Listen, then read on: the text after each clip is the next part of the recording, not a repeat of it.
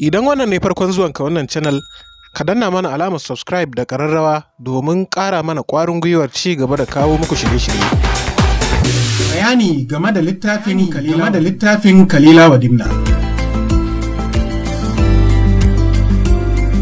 Baidaba wani ba indiya ne masanin falsafa a ƙasar Indiya, shi ne ya wallafa wannan littafin ga sarki Dabshalim.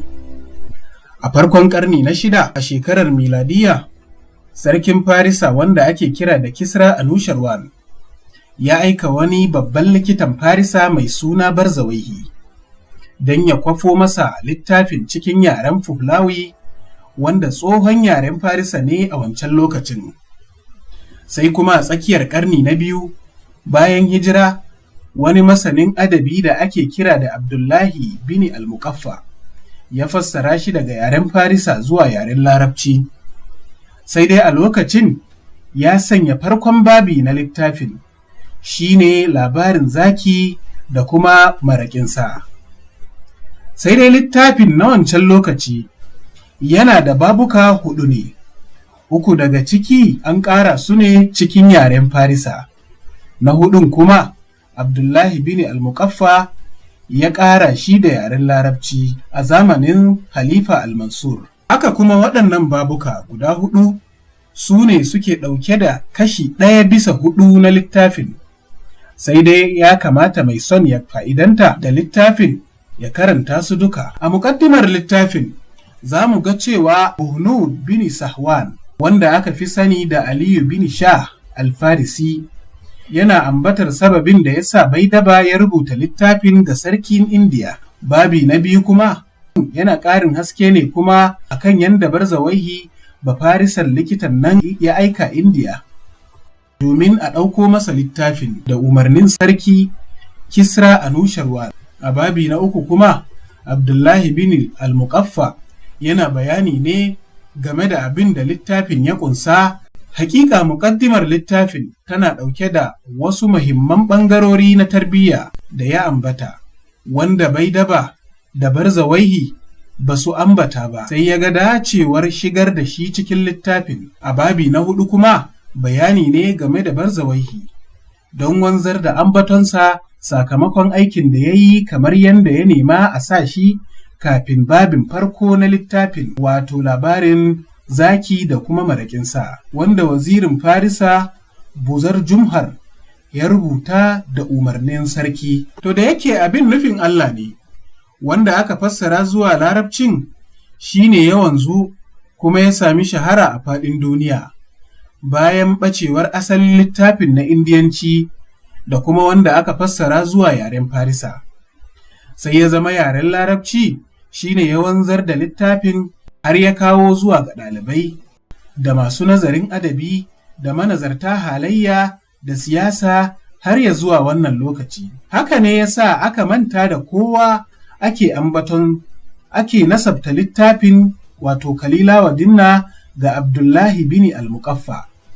Duk da dai shi littafin ya kunshi al'adun ɓangarori 3 ne, wato al'adun Indiya da Farisa da kuma na Larabawa. To amma za a ga tasirin Abdullahi bin al-Muqaffa a bayyane yake, tunda shi ne dama mawallafin littafin Al'adabul Kabir da kuma Al'adabus Sagir.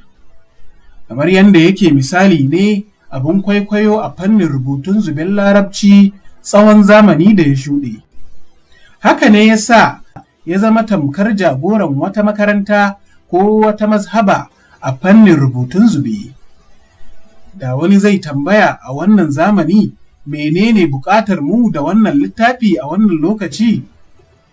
Ga amsar da wani marubucin al'adun Larabawa ya faɗa. Hakika littafin Kalila wa Dimna ba zai gushe ana buƙatarsa ba matuƙar ana nazari da darasin ɗabi'un ɗan adam, ɗaiɗaiku ko kuma jama'a, da alaƙoƙinsu daga ɓangaren manazarta falsafa da masana ilimin zamantakewa da masana halayya da kuma yare.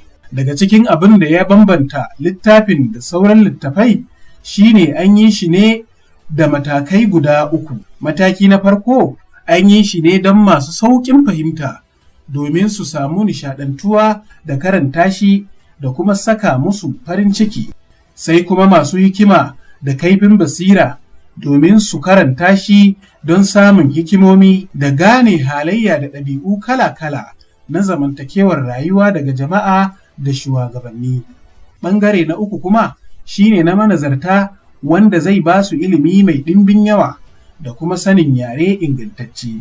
Ya ƙara da cewa da haka ne matakai na ilimi ke tafiya tare da matakan gogayya da kuma bunƙasa ƙwarin gwiwa, kamar dai yadda yaro yake haddace duk abin da ya karanta yayin da ya girma hankalinsa ya cika zai fahimci abin da ya karanta kuma ya haddace a yarinta cikakkiyar fahimta. Duk wanda zai bincika abin da Ibn al-Muqaffa ya rubuta a muƙaddimarsa zai ga yadda ya ba wa ɓangaren tarbiyya mahimmanci. Hakika yana mayar da hankali akan kyautatuwar karatu da tabbatuwar ma'ana da tsara ilmomin yadda baya huce wani zuwa gaba face ya kyautata shi.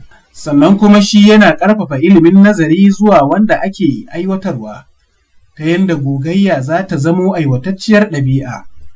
Da haka ya kirayi ma'aikatan tarbiyya a yau, musamman a fagen ɗabi'u na gari da kuma addini. Kuma ya buƙaci duk wani mai karatu ya iyakance manufarsa a kowane aiki, domin ku babu shakka iyakance manufa yana ba da kariya wajen kaucewa daga lalacewar ƙoƙari.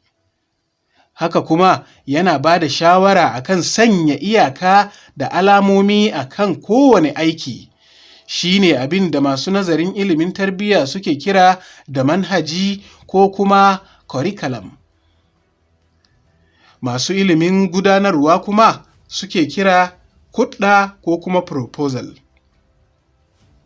Saboda sau da yawa akan sami rashin nasara akan wani lamari sakamakon rashin plan. A ɓangare guda kuma bayan kawo waɗannan matakai guda hudu za a ga yana ba da